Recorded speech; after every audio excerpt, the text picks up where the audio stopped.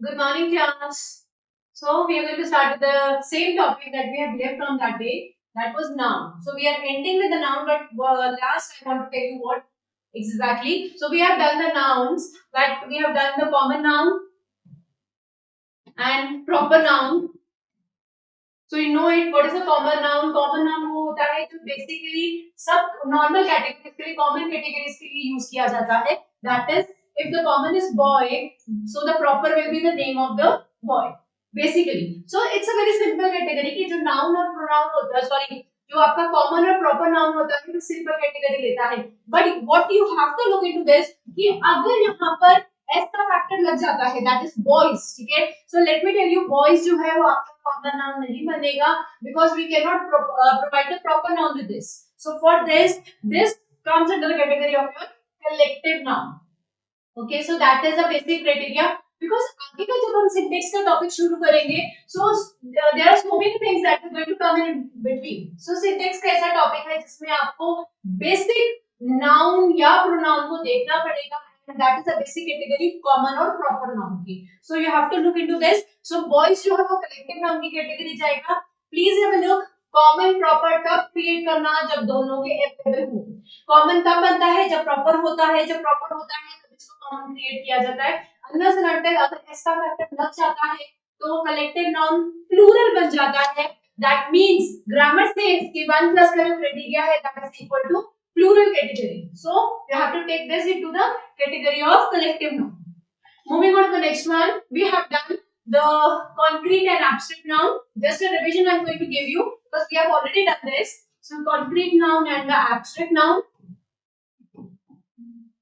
So what is concrete and abstract? Concrete are those things which are tangible. जैसे कि basically non-living things को हम कह सकते हैं table, chair, curtains, clothing, anything. So that is a concrete. और abstract होता है that is a feeling of noun and pronoun. So all the feelings, all the abstracts are being considered as uncountable. I hope you are knowing it. Uncountable कैसे है? जैसे कि अगर हम हमारी feelings हैं, if we are happy, अगर हम हैप्पी फील करते हैं तो वी कैन नॉट से कि मैं वन हैप्पी हूं, टू हैप्पी हूं, three happy, we can not say this thing. So in this पे इट इज बीइंग सेड कि जो जो आपका एब्स्ट्रैक्ट नाउन है वो अनकाउंटेबल का फैक्टर लेता है. On the other hand side if we say this thing, for example if we are having the like rubber band.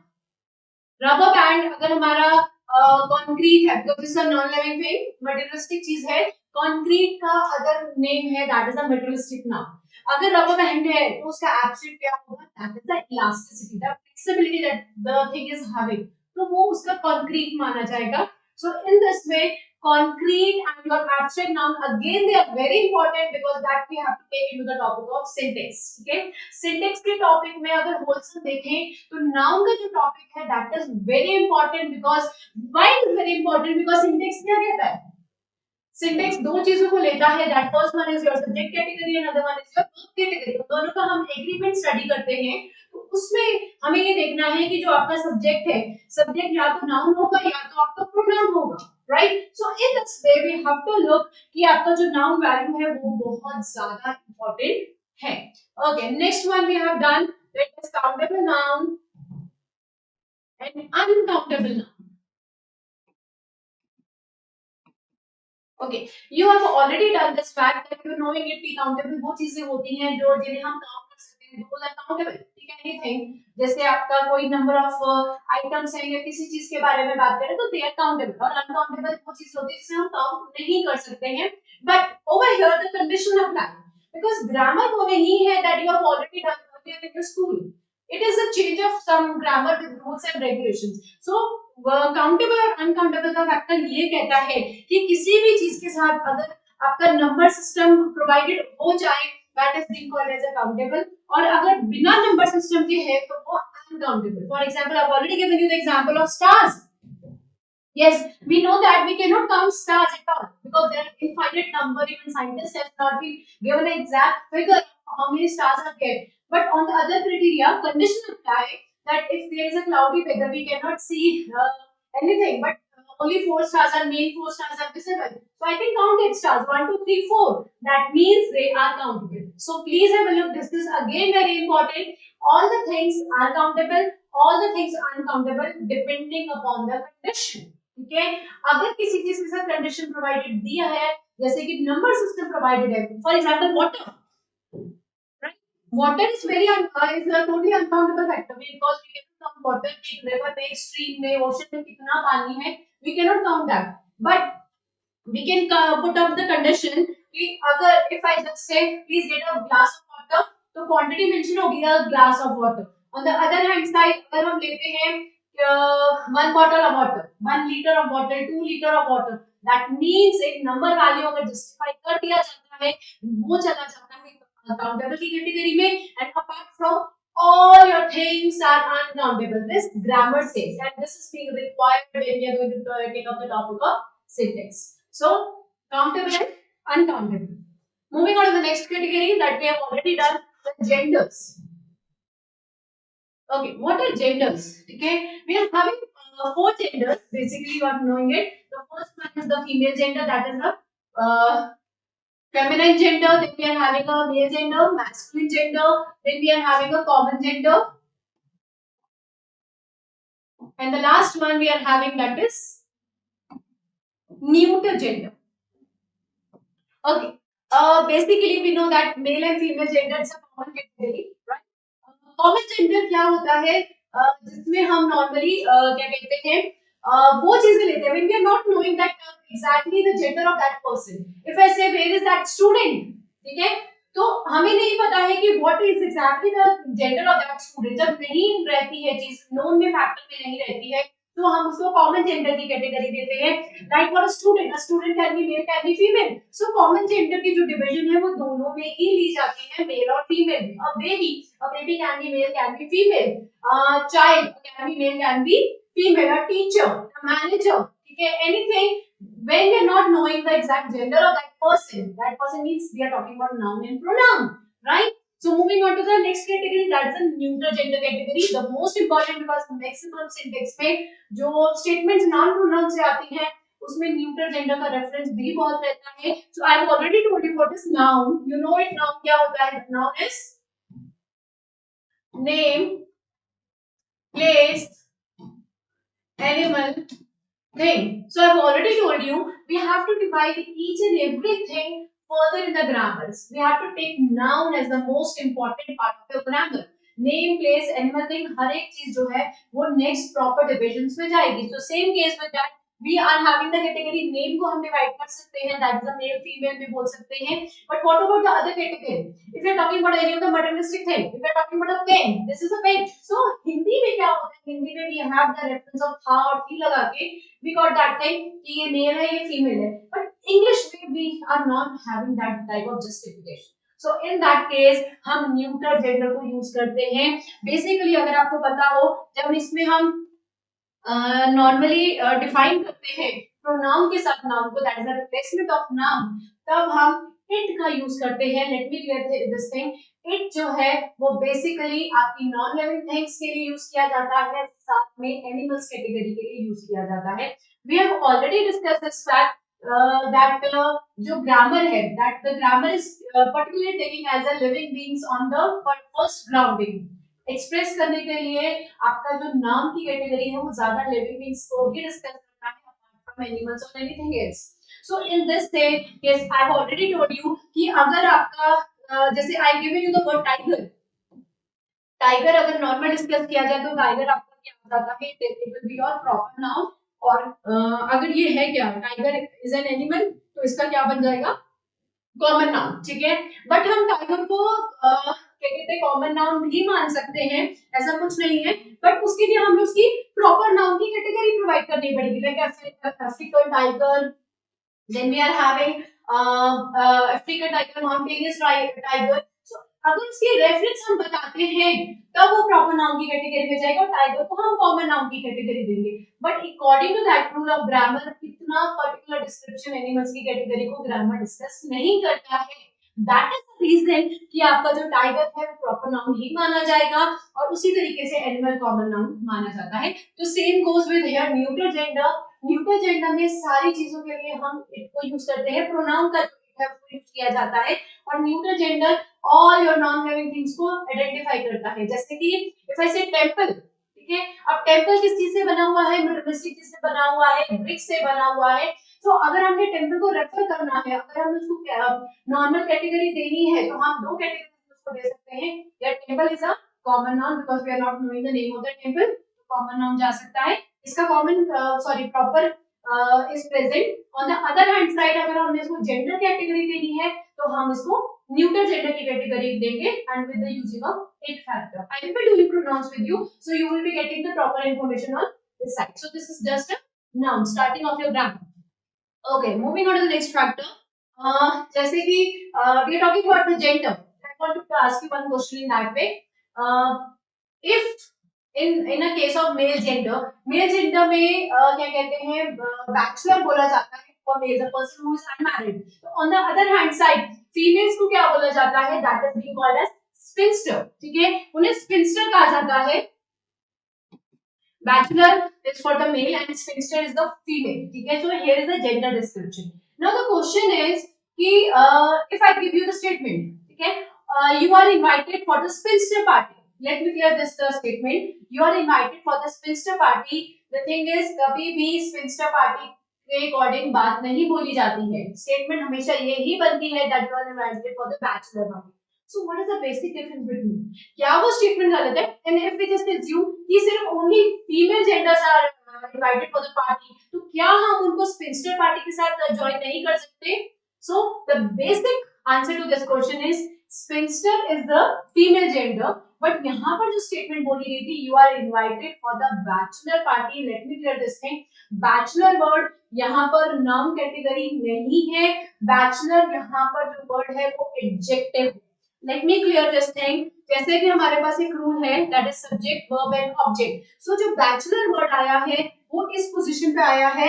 सबसे बड़ी बात है ऑब्जेक्ट मिसिंग है, दैट इज वर्ब के बाद एडजेक्टिव वैल्यू आई है, that is the bachelor. Bachelor word को use किया गया है और वहां पर बैचलर एक क्वालिटी बताता है किसकी, नाउन या प्रोनाउन की।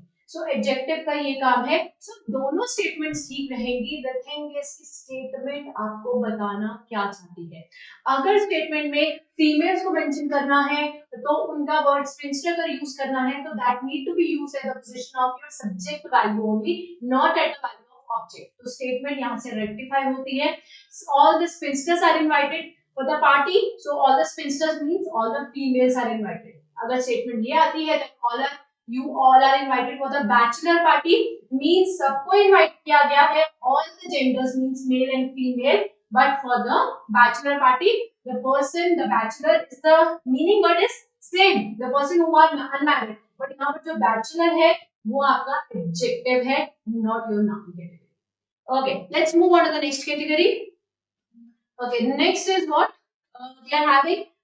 Let me ask you one question on this, so that we are going to end with your noun category. The word is jeans. Okay, so the thing is jeans जो word है, I want to tell you first of all jeans जो है that is a materialistic thing. एक बात ये.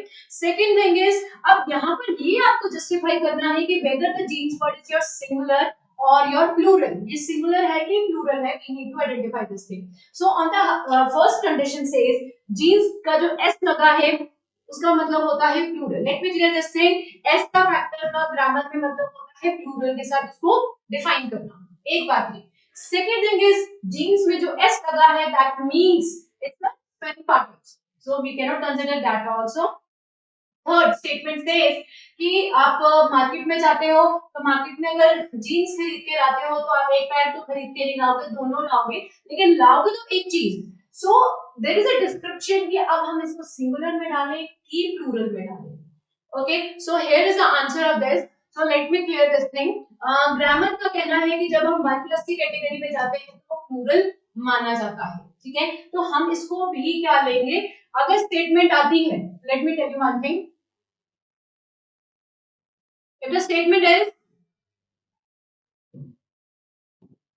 where are my jeans, this is the statement. So according to this category जो jeans word है वो आपका plural माना जाएगा because of the spelling part, that is s का factor। और सबसे बड़ी बात है जब आप jeans लेने जाते हो तो एक पैर लेके नहीं आते हो। ग्रामर कहती है कि 1 प्लस की कैटेगरी जो है आपका plural माना जाएगा। So over here the jeans word is plural, but on the other hand side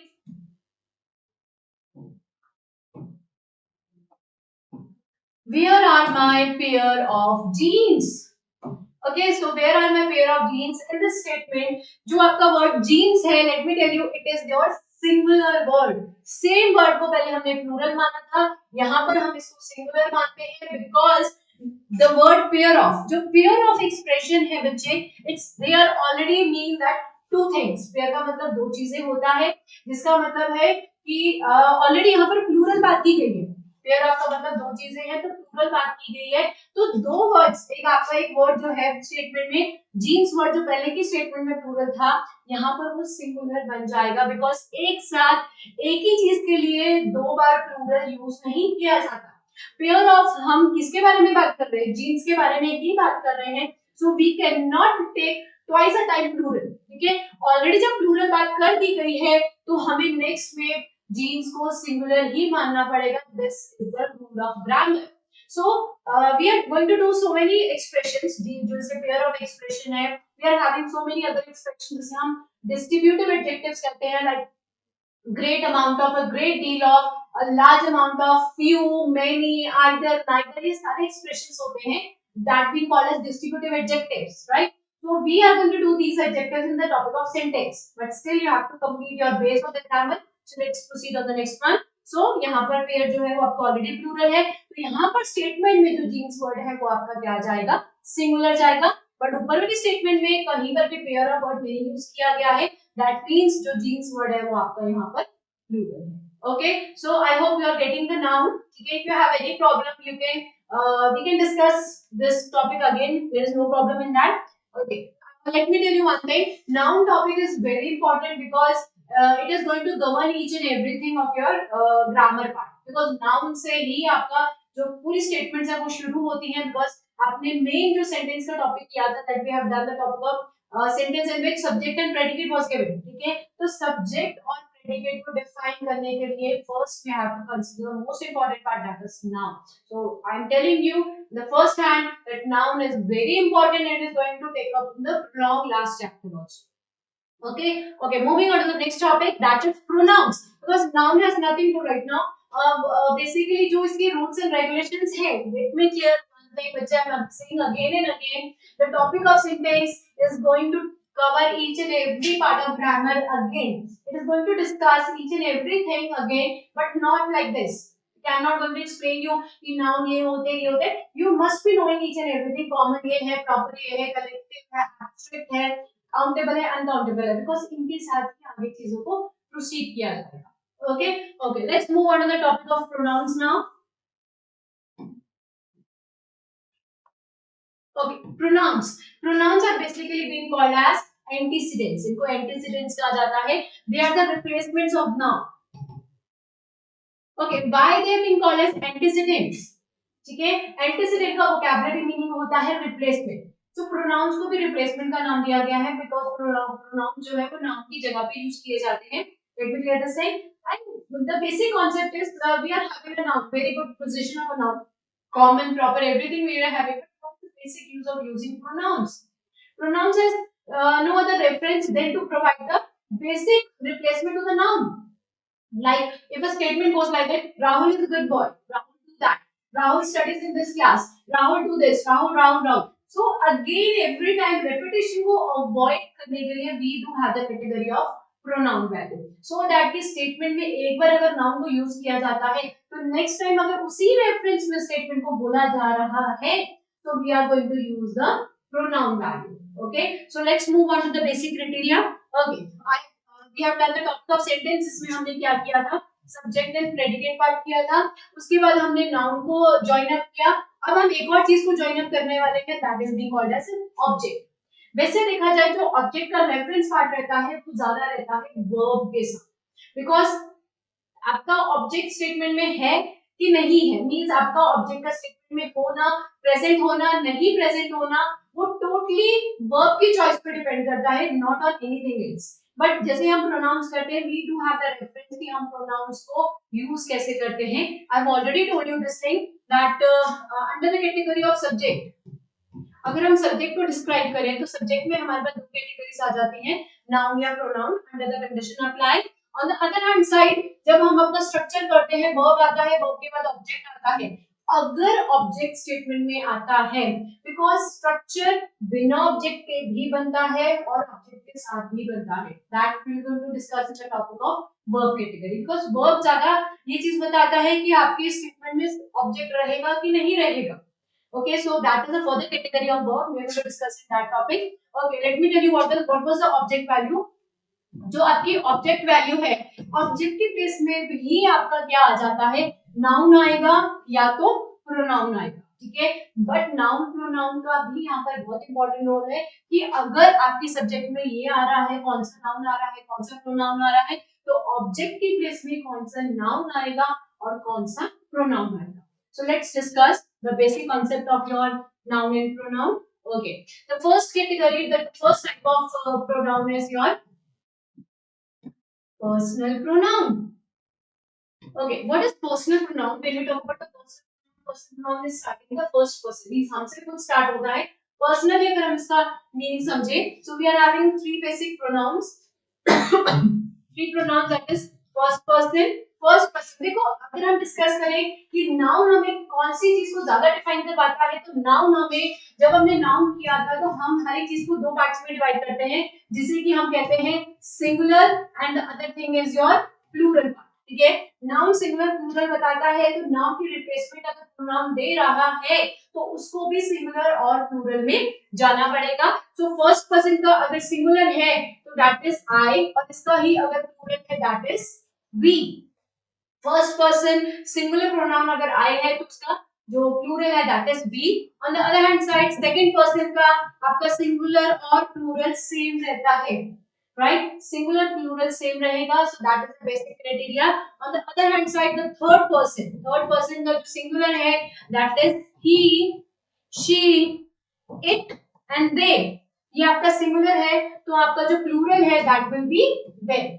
them आपका प्लूरल कैटेगरी बनता है। So they are very important. I have already told you, I think जब हमने स्टार्टिंग कोई statement को check करते हैं तो हम दो चीजों का ध्यान देते हैं, दैट द टू थिंग्स, कि स्टेटमेंट बोल कौन रहा है, हो बात कैसी हो रही है, दैट इज पर्सन्स। हमारी स्टेटमेंट में कौन सा पर्सन इन्वॉल्व है, फर्स्ट पर्सन, सेकंड पर्सन और योर थर्ड पर्सन। दूसरी बात ध्यान देने वाली आपकी स्टेटमेंट में होती है कि नंबर ऑफ पर्सन कितने हैं आपकी स्टेटमेंट में। मींस आपकी स्टेटमेंट में सिंगुलर पर्सन इन्वॉल्व है, जैसे कि आई एंड यू, तो प्लूरल हुआ, दो पर्सन इन्वॉल्व हुए। अगर आई स्टेटमेंट है दैट मींस सिंगुलर पर्सन आपकी स्टेटमेंट में इन्वॉल्व है इसमें।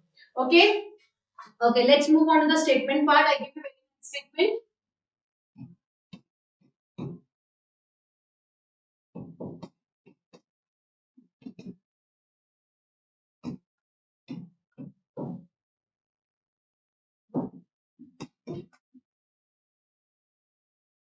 Okay, now the statement is, एक चीज का ध्यान रखना कि जैसे एक स्टेटमेंट स्टार्टअप होती है, जहां पर फुल स्टॉप लग जाता है, अगेन दोबारा से जो स्ट्रक्चर डिस्क्रिप्शन का पार्ट रहता है वो दोबारा शुरू हो जाता है।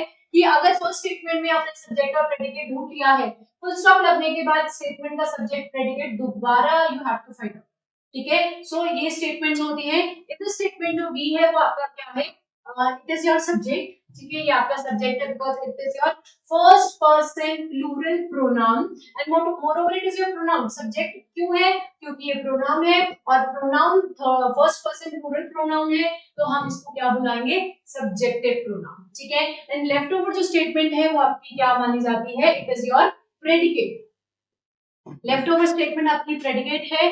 तो विजिटेड द टेंपल, वी ने किसको विजिट किया, टेंपल को विजिट किया, तो यहाँ पर जो टेंपल वर्ड है दैट इज योर ऑब्जेक्ट, ठीक है। टेंपल आपका ऑब्जेक्ट है। अगर हम टेंपल ऑब्जेक्ट है मींस ये क्या होना चाहिए, या तो ये नाउन होना चाहिए या तो ये प्रोनाउन। तो प्रोनाउन तो है नहीं है, बिकॉज टेंपल जो है वो एक मटेरियलिस्टिक नाउन है, सो हम इसको ऑब्जेक्ट की वैल्यू देंगे। और टेंपल का नाम नहीं दिया गया है, वी ने विजिट किया है temple, but name of the temple is not given, so we can give this under the category of common, ठीक है। Let's move on to the next one. Full stop लग चुका है यहाँ पर, we are going to proceed to the next statement now. Again we आपका subject की position पे है, साथ में ये प्रोनाउन है, बी और सब्जेक्टिव प्रोनाउन, ठीक है। ये वाला पार्ट जो है that is again it is your predicate part. Okay, found it peaceful, तो जो इट वर्ड है जो कि प्रोनाउन है that is third person singular pronoun है, तो इट जो है वो आपका प्रोनाउन है। साथ में इट किसकी रिप्लेसमेंट दे रहा है आपके सेंटेंस में?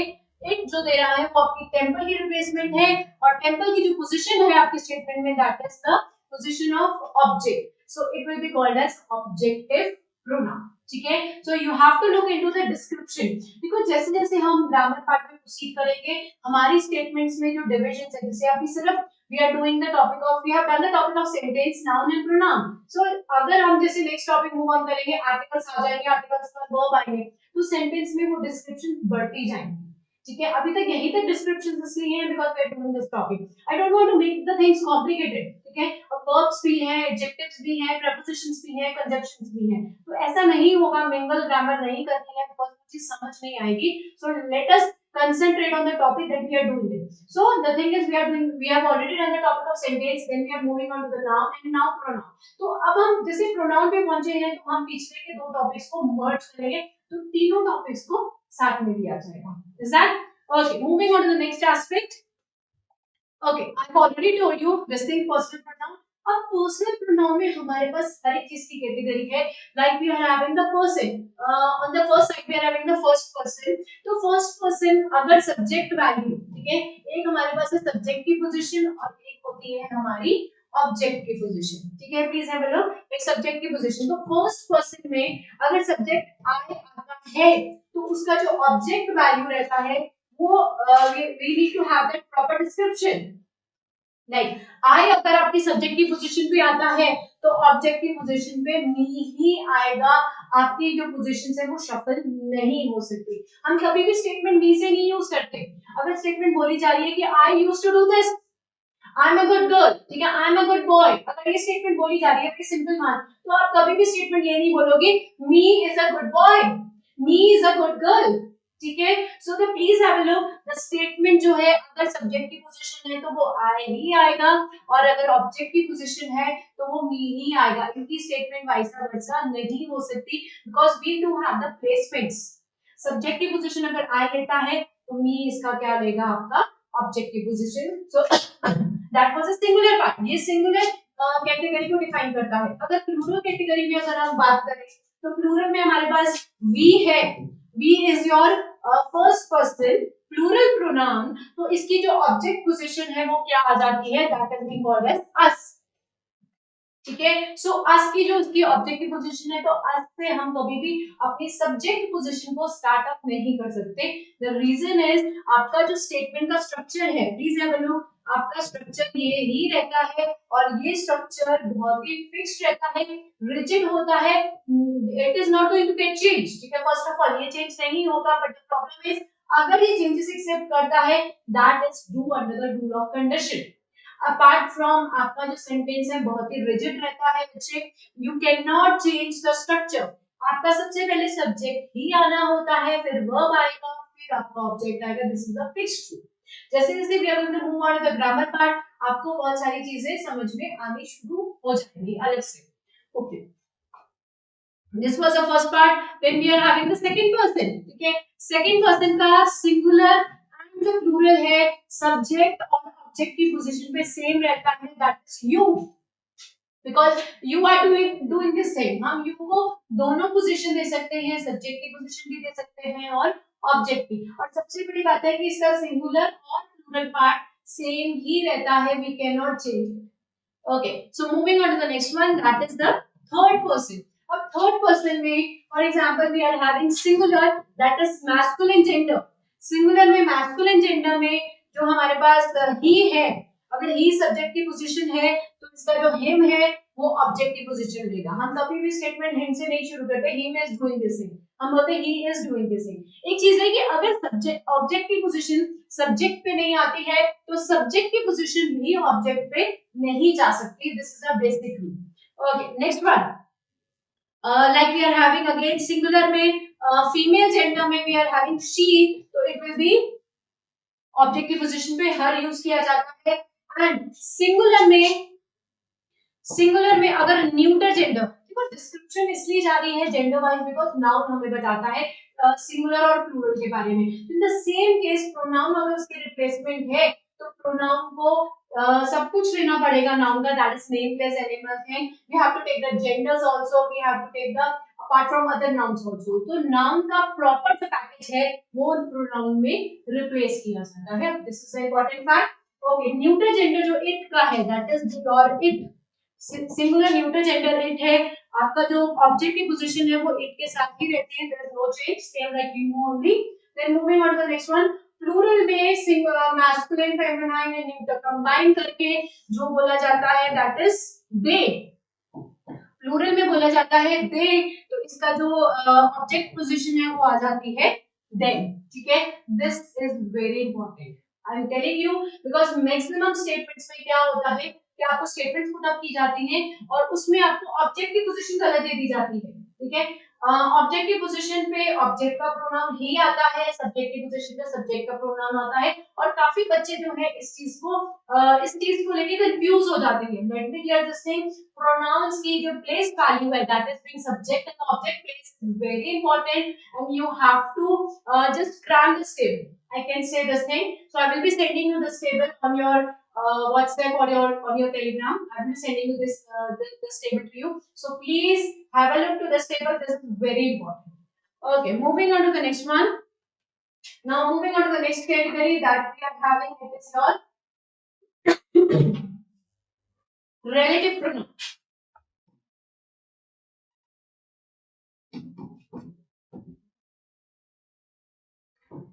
Let me clear what is a relative pronoun. Relative pronoun is basically we are using the interrogative words. Interrogative words, मतलब we are using the question words in between of the sentence, ठीक है। We are getting two sentences, दो separate sentences होते हैं जिनको combine किया जाता है by using the question word like who, which, when, where, how। ये सारे जो question words हैं इनको इंसर्ट किया जाता है दो स्टेटमेंट्स को कंबाइन करने के लिए। Let me clear two things with you, this is they are not being called as conjunctions. ये बेशक दो सेंटेंसेस को जॉइन कर रहे हैं बट ये कंजंक्शंस का नाम जो कंजंक्शन वर्ड है, कंजंक्शंस का काम भी ये होता है कि वो दो सेंटेंसेस को जॉइन करते हैं, but over here they are joining with a question word. Question word जो है वो रिलेटिव प्रोनाउन कहलाएगा, दे आर नॉट कंजंक्शन। एक बात ये, सेकंड थिंग इज बेशक यहाँ पर क्वेश्चन वर्ड इंसर्ट हो रहा है, question word who, when, where means they are interrogative words, but let me clear this thing also, this is not your interrogative pronoun also, because interrogative pronoun में क्या होता है लास्ट में we are putting question mark, interrogative में last में question mark आ जाता है, but in this case यहाँ पर कोई भी क्वेश्चन मार्क नहीं पुट अप किया जाएगा, नॉर्मली फुल स्टॉप आता है स्टेटमेंट के एंड पे एंड द क्वेश्चन भी स्टेटमेंट बताएगी, आंसर भी स्टेटमेंट बताएगी, but no question mark sign and they are not being considered as conjunction part, so they are being called as relative pronoun. Just give you example, you will get to know this thing.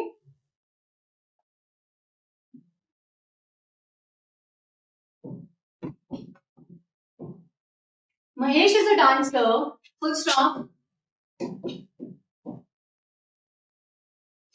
he belongs to Odisha. Okay, so Mahesh is the dancer, he belongs to Orissa. तो महेश जो है वो आपका क्या है, it is your subject and moreover it is your proper noun. तो ये subject की पोजीशन, लेफ्ट ओवर जो है वो आपका क्या है, predicate word. Let me tell you, हम अभी इस टाइम पे सिर्फ सेंटेंस, नाउन एंड प्रोनाउन का टॉपिक कंसीडर कर रहे हैं, we are not considering any of the auxiliary या वर्ब कैटेगरी या एडजेक्टिव एडवर्ब नहीं कंसीडर कर रहे हैं, बिकॉज जैसे जैसे वो टॉपिक्स होंगे वैसे वैसे जो प्रीवियस टॉपिक्स मर्ज होते जाएंगे, so we are only considering the three topics. Okay, full stop लग चुका है। अगेन ही जो है वो आपका सब्जेक्ट है, साथ में ये प्रोनाउन है, third person singular personal pronoun है, साथ में जो लेफ्ट ओवर स्टेटमेंट है दैट इज योर प्रेडिकेट। अब हम इन दोनों स्टेटमेंट्स को कंबाइन करेंगे क्वेश्चन वर्ड लगा के, इंसर्ट करके, सो दैट ये स्टेटमेंट एक फॉर्म हो जाए। So Mahesh is a dancer, we are going to omit this full stop from here, wait, okay, यहाँ से फुल स्टॉप हटा दिया जाएगा, ठीक है। और यहाँ पर जो ही है, दैट ही जो आपका सब्जेक्टिव प्रोनाउन है उसको कट करके Mahesh is a dancer statement में आ जाएगा हु बिलोंग्स टू ओडिशा। तो हु जो कि आपका रिलेटिव प्रोनाउन है उसने क्या किया, आपके सब्जेक्ट वैल्यू का प्रोनाउन नाउन या प्रोनाउन को रिप्लेस करके अपनी पोजीशन को सेटअप किया गया। अब ये चीज नहीं डिफाइन है कि आपने जो अपना वर्ड है रिलेटिव प्रोनाउन का जो क्वेश्चन वर्ड है कहाँ इंसर्ट करना है, वो हम तब वहां इंसर्ट करते हैं जहां पर हमें रिलेटिवली स्टेटमेंट जस्टिफाई लगती है कि हमारा क्वेश्चन और आंसर जो है वो इक्वली इंपॉर्टेंस गेन कर रहा है और there is no other thought, there is a no change of thought. First of all आपकी स्टेटमेंट में आप क्वेश्चन वर्ड वहां इंसर्ट कर सकते हो कहीं पर भी कहा जाए तो आपकी स्टेटमेंट का मीनिंग नहीं चेंज होना चाहिए, मीनिंग सेम ही रहना चाहिए। So Mahesh is the answer who belongs to Odisha. तो हु जो कि आपका रिलेटिव प्रोनाउन है उसने आपके सब्जेक्टिव प्रोनाउन को भी क्या कर दिया, रिप्लेस कर दिया। So these are your relative pronoun. Again very important, some of the notes that you need to write on this, I will be giving you on your offline class. Okay, next one, again I give you one more example in this, like this is a hat, full stop, it belongs to Soumya. Okay, now we are having the statement, though this is a hat, ये आपका first sentence है, this आपका देखा जाए तो आगे मैं अभी कैटेगरी करवाऊंगी, it is your demonstrative pronoun, ये आपका प्रेडिकेट है, देन इट जो है वो आपका सब्जेक्टिव प्रोनाउन है, थर्ड पर्सन प्रोनाउन है आपका, साथ में सब्जेक्ट की पोजीशन ले रहा है तो subjective pronoun, left over is your predicate. So this is a hat, अब इट जो है उसको रिप्लेस करके क्वेश्चन वर्ड क्या इंसर्ट किया जाएगा, व्हिच बिलोंग्स टू सौम्या। सो जो व्हिच है वो आपका रिलेटिव प्रोनाउन है, उसने आपके सब्जेक्टिव प्रोनाउन को क्या कर दिया, स्टेटमेंट में रिप्लेस कर दिया। साथ में ये जो फुल स्टॉप फर्स्ट स्टेटमेंट के एंड अप में लगता है वो भी क्या कर दिया जाता है, हटा दिया जाता है। Okay, so this is relative pronoun. The thing is relative pronoun is very simple, but don't get confused कि ये कंजंक्शन जैसा एक रोल जो है वो प्ले कर रहे हैं, yet it may be functioning as a conjunction but not exactly as a conjunctions होती है। देखिए कंजंक्शंस का पार्ट होता है कि वो स्टेटमेंट को जॉइन करता है, बट यहाँ पर जब हम रिलेटिव प्रोनाउंस को इंसर्ट करते हैं तो ये एक तरीके से दूसरे प्रोनाउन जो सब्जेक्ट की पोजीशन पे आ रहा है, नाउन आता है या प्रोनाउन आता है, उसकी रिप्लेसमेंट प्रोवाइड करता है। Okay, moving on to the next one. Next we are having reflexive pronoun, the most easiest pronoun.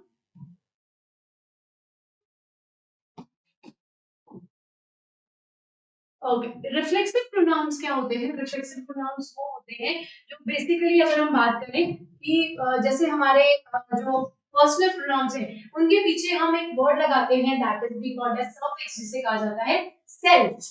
ठीक है, सेल्फ लगाया जाता है तो वो रिफ्लेक्सिव बन जाते हैं। फॉर एग्जांपल जैसे कि माई सेल्फ, ठीक है, फर्स्ट पर्सन माई सेल्फ है। देन अगर ये जैसे सेल्फ जो है वो सिंगुलर में लगाया जाता है तो we are going to change spelling of self in the part of plural, जैसे देम का देमसेल्व्स बन जाएगा, हिम का हिमसेल्फ बन जाएगा, हर का हर सेल्फ हो जाता है, तो योर का योर सेल्फ हो जाता है। तो डिपेंडिंग अपॉन द स्टेटमेंट की सिंगुलर बात की जाती है तो सेल्फ आएगा, प्लूरल है तो उसमें सेल्फ लगा दिया जाएगा। जैसे कि फर्स्ट पर्सन सिंगुलर में माई सेल्फ है, यू सिंगुलर का योर सेल्फ है, यू प्लूरल का योर सेल्फ है, देन दे प्लूरल का देमसेल्व्स है, ही और शी का हिमसेल्फ एंड हरसेल्फ है, इट का इटसेल्फ है और वी का प्लूरल में आरसेल्फ है। सो सेल्फ जब हम लगा देते हैं, जिसे हम सफिक्स कहते हैं, मेन वर्ड के बाद लगाया जाता है, तो उसके साथ हम इसको रिफ्लेक्सिव में कन्वर्ट करते हैं। Now I tell you one more important thing about this, it is your independent pronoun. It is being called as an independent pronoun because जिसे किसी और प्रोनाउन की जरूरत नहीं होती अपने आप को डिफाइन करने के लिए, बट इसकी जो नेक्स्ट कैटेगरी है वो एक तरीके से एक ऐसा प्रोनाउन है जो जिसको जरूरत है रिफ्लेक्सिव की। Let me explain you how.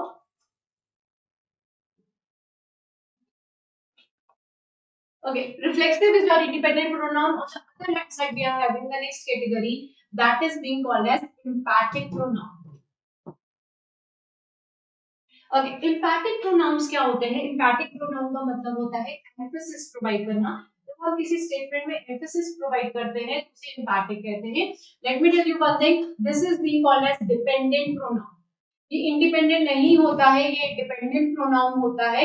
So basically it is depending upon your reflexive pronoun. अगर नॉर्मल देखा जाए तो एम्फैटिक प्रोनाउन होता ही नहीं है, ठीक है, इसे तो क्रिएट किया जाता है जस्ट फॉर्मूला डिवीजन, हम इसे बनाते हैं खुद, जैसे कि emphatic pronoun is equal to personal pronoun plus your reflexive pronoun.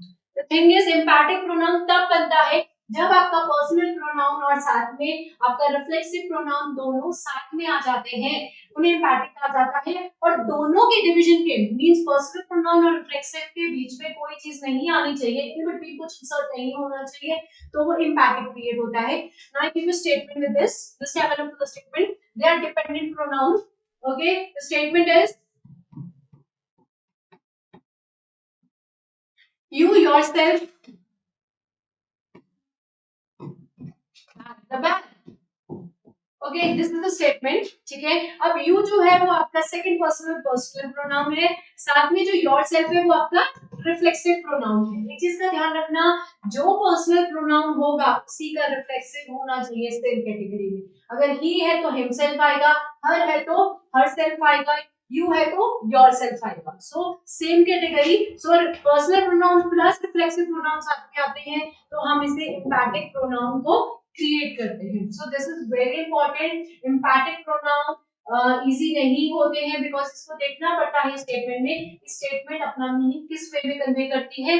साथ में ये दोनों जो है वो सब्जेक्ट की पोजीशन लेते हैं, यू जो है वो आपका सब्जेक्ट की पोजीशन है बिकॉज इट्स अ प्रोनाउन। ठीक है, आई give you one more statement.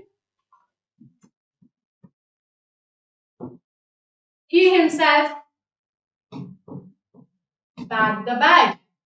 अब he himself अगर हिंदी कन्वर्जन करें तो ही उसने खुद ही अपना बैग पैक किया, ही हिमसेल्फ, तो ही जो है वो आपका पर्सनल प्रोनाउन है, हिमसेल्फ भी उसी का आपका रिफ्लेक्सिव प्रोनाउन है। So this is being called as an empathic pronoun. Okay, I want to give you one more statement, just have a look to the statement.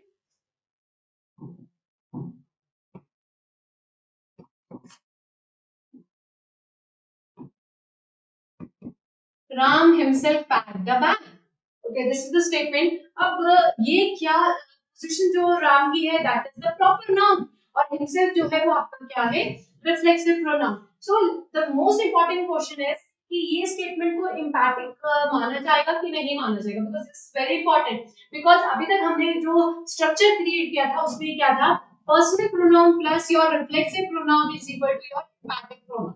Okay, this was the main creation of the empathic pronoun. तो ये statement में तो personal pronoun sorry proper noun आ चुका है, राम जो है proper noun है, फिर आपका रिफ्लेक्सिव प्रोनाउन आया है।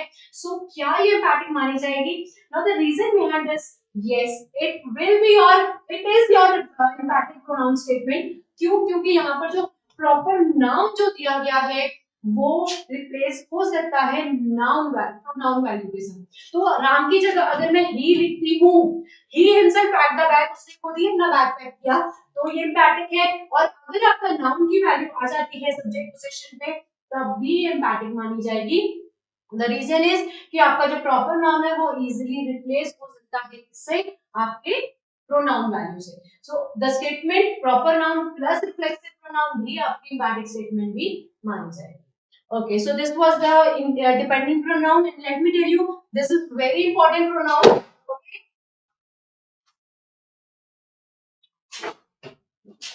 okay, moving on to the next one. Next is your interrogative pronoun. Interrogative pronoun क्या होता है? बेसिकली द क्वेश्चन वर्ड, ठीक है, जिसमें नाउन प्रोनाउन की रिप्लेसमेंट की जाती है, क्वेश्चन पुट अप किया जाता है। For example, where were you last night, या what is your name, what you are doing. So in the statement जो है जो भी क्वेश्चन पुट अप किए गए हैं क्वेश्चन वर्ड के साथ, और लास्ट में जो है वो आपका क्वेश्चन वर्ड आ जाता है। सो दैट मींस जो इसका आंसर एक्सेप्टेबल है या मांगा गया है वो फुल फ्लेश्ड होता है। That what is your name, so your answer will be my name is so and so, where were you or where are you going, so I am going so and so at any place। so आपका elaborated answer की requirement रहती है interrogative pronouns में, जहां पर properly noun के बारे में description मांगी जाती है। so that is your interrogative। the last category under this is your possessive pronoun।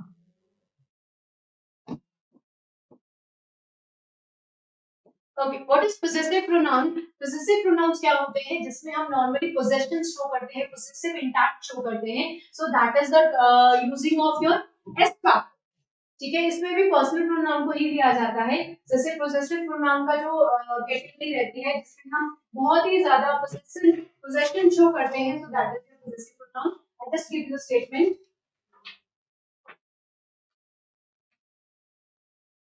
Okay, like first person singular में अगर स्टेटमेंट फर्स्ट पर्सन के साथ है तो उसका पोजेसिव प्रोनाउन क्या हो जाता है? My. Statement is if the key belong if the key belongs to me, ठीक है, इट इज माई की या दे आर माई की, सो लास्ट में को क्या बोल दिया जाता है? They are my. तो अगर ये चीज बताना चाहते हैं कि अगर कोई चीज मेरी है, ये चीज मेरी है, ये चीज मेरी है, ये चीज मेरी ही है, तो द थिंग इज स्ट्रक्चर क्या बना इसका कि जब दो बार पर्सनल प्रोनाउन को यूज कर लिया गया है तो थर्ड टाइम पर्सनल प्रोनाउन को यूज नहीं किया जाता है. This is also the rule. We are using the possessive pronoun at the third position. तो दो बार एक चीज को बताने के लिए जब आप पोजेसिव प्रोनाउन यूज करते हो, फर्स्ट पोजीशन आप बता दी, सेकंड में आपने पर्सनल प्रोनाउन यूज कर लिया, तो थर्ड में आप क्या यूज कर लेते हो? Possessive pronoun. I give you statement. Statement is if the computer belongs to her, it is her computer, so it is hers computer. ऐसा फैक्टर लगा दिया जाएगा हर के साथ जब हम चाहते हैं मैसेज देना चाहते हैं कि ये कंप्यूटर इसका है, इसका है, इसी का है. So in this way we are using possessive pronoun. Possessive pronoun को यूज करने का बहुत ही इंपॉर्टेंट तरीका ये होता है कि जब दो बार बात किसी, अगर आप किसी चीज के बारे में बात करते हैं, दो बार अगर आपने पर्सनल प्रोनाउन यूज कर लिया है तो late me clear this thing, third time personal pronoun को यूज नहीं किया जाता है. we need to use a possessive pronoun. Okay, so let's have a look. This is second person में yours हो जाता है, ऐसा पैटर्न लग जाता है. थर्ड पर्सन सिंगुलर मैस्कुलिन में his रहता है और फेमिनाइन में सिंगुलर में hers बन जाएगा और न्यूटर में its बन जाता है. फर्स्ट पर्सन प्लूरल में ours है, it is ours, ठीक है. देन सेकंड पर्सन yours ही रहता है category and third person plural में बन जाता है theirs. Like statement is if the car belongs to them, so we are using them as a third person plural pronoun, then it is their car. Again उनके बारे में बताया जा रहा है तो लास्ट में क्या बोला जाएगा? it is theirs, ठीक है. so दो बार personal यूज करने के बाद we are using the possessive pronoun at the third position. Okay, so this was your pronoun value. Okay, we're going to discuss the next topic in this article by tomorrow. Okay, so if you have any problem in this topic, we can consult. You can just come up with your problems. We can discuss in the class. Or anything that has not been properly explained, you can just ask me again. Thank you so much. Thank you for the lecture. Thank you.